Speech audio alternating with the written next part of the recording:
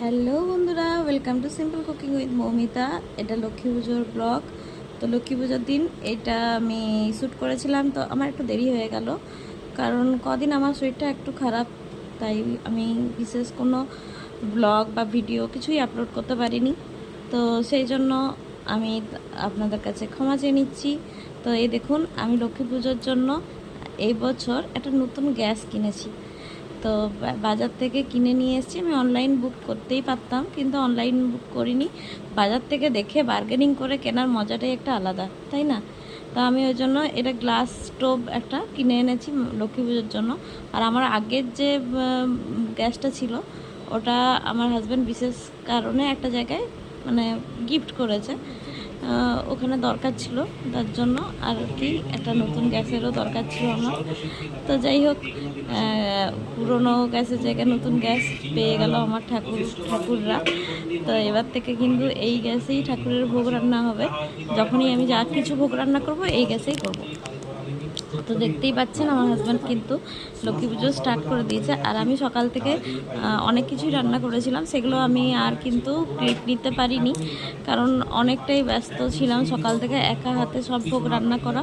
তার জন্য আর কি একটু মানে আমি এবছর কোনো ভোগের রান্না আপনাদের দেখাতে পারছি না।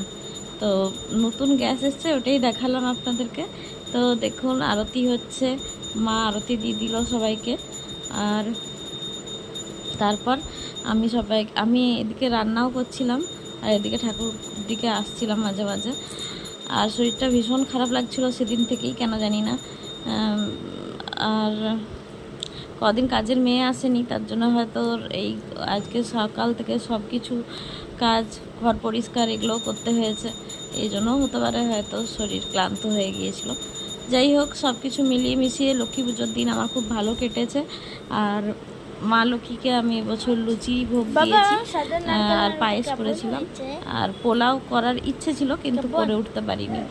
যাই হোক, আমার লক্ষ্মী পুজোর দিনটা এইভাবেই কেটেছে। সবাইকে খেতে দিয়েছিল। আর আমার মেয়ে কি বলছে শুনুন, যে ও নাকি আমার পাশে বসেছিল বলে নারকেল নাড়ুটা এত সুন্দর হয়েছে চিনির। তো যাই হোক, আমাদের কিন্তু খুব হাসি মজাক করেই কেটেছে লক্ষ্মী পুজোর দিন। আপনাদের কেমন কেটেছে অবশ্যই কমেন্টে জানাবেন। আর সবাই ভালো থাকুন, সুস্থ থাকুন। আর কিছু ফটো তুলেছিলাম, সেগুলোও দেখিয়ে দিচ্ছি মা লক্ষ্মীর। আর আমি এই যে শাড়িটা, এই শাড়িটা তার আগের দিন রাত্রেবেলায় নিজেই বানিয়েছিলাম। Thanks for watching this.